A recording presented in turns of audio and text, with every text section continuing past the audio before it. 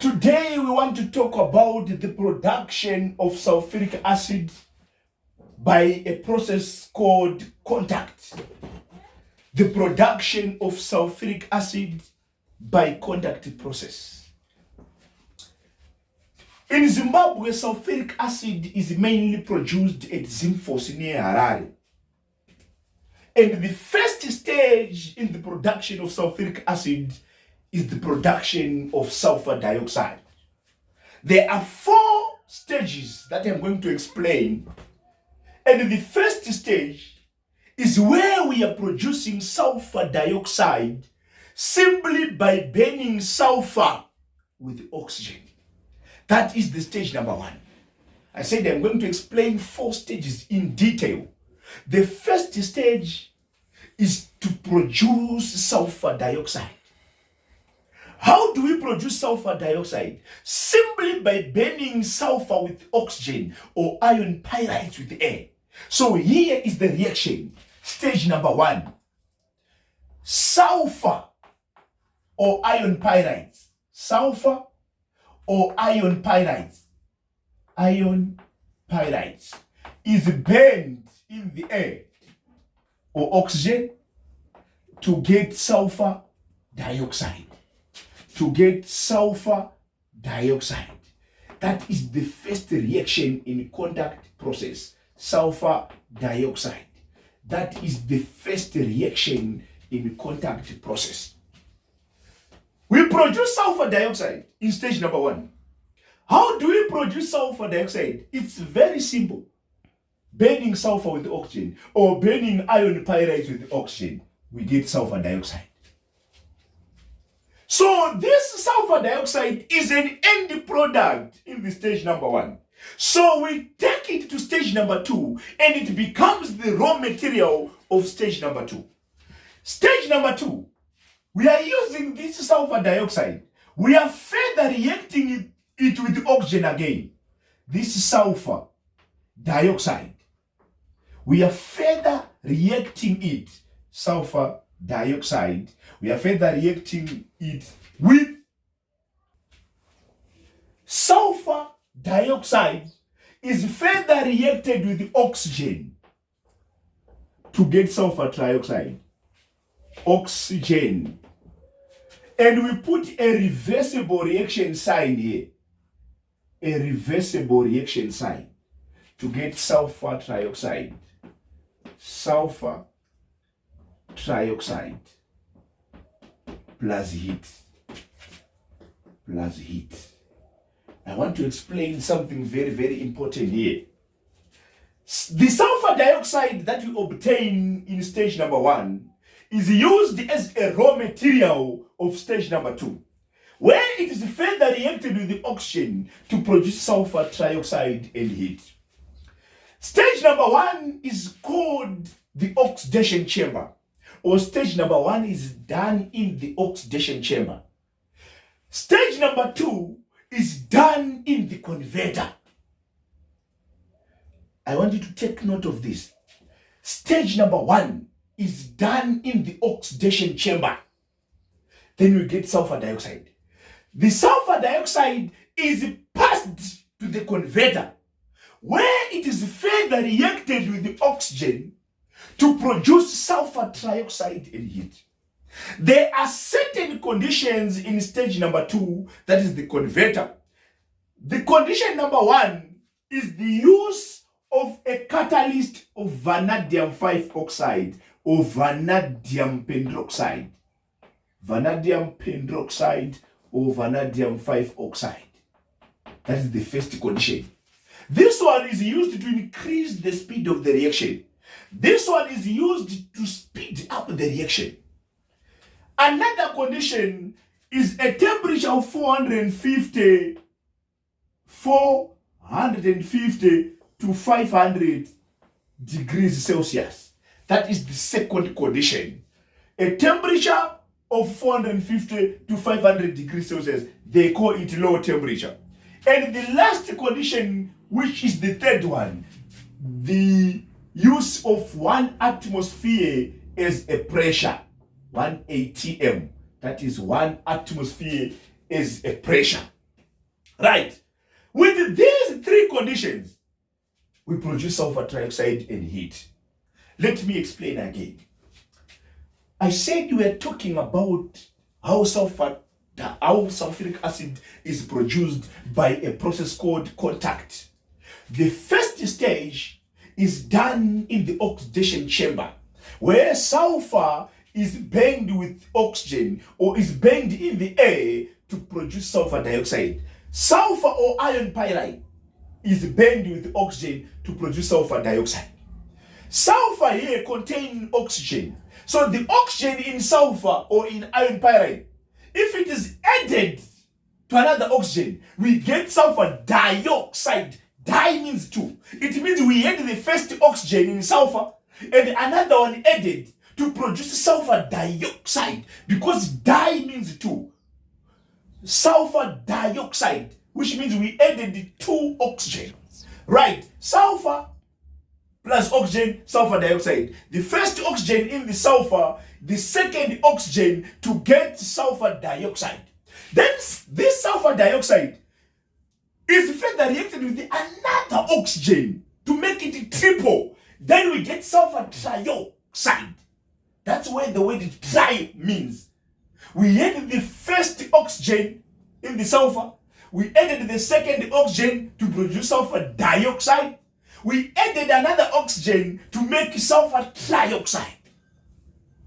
With the conditions of a catalyst of vanadium 5 oxide or vanadium pentoxide used to increase the speed of the reaction, a low temperature of 450 to 500 degrees Celsius, and a low pressure of 1 atmosphere, then we get sulfur trioxide and heat. I want to explain something. You see, the type of the reaction at stage number 2 differs from the one at stage number 1. At number 1, we have just put an arrow. But at number 2, we have two arrows, which are representing a reversible reaction. A reaction which goes in both directions.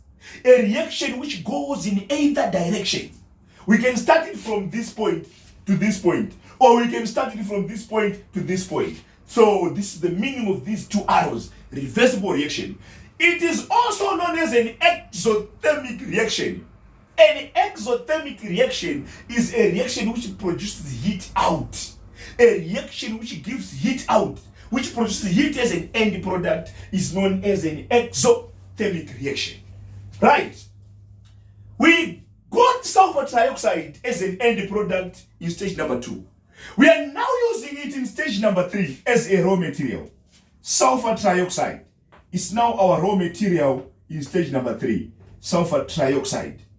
This sulfur trioxide is now absorbed in concentrated sulfuric acid. Is now absorbed in concentrated sulfuric acid. This one is called an absorption chamber. Concentrated sulfuric acid to produce oleum. To produce oleum. This one is done in the absorption chamber.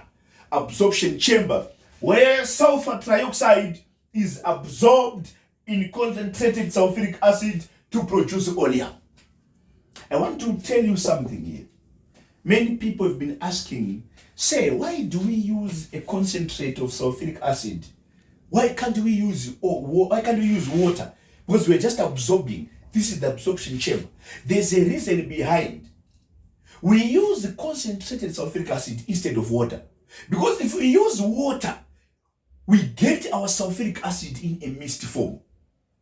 If we absorb sulfur trioxide in water, the sulfuric acid that we produce, it will be in mist form.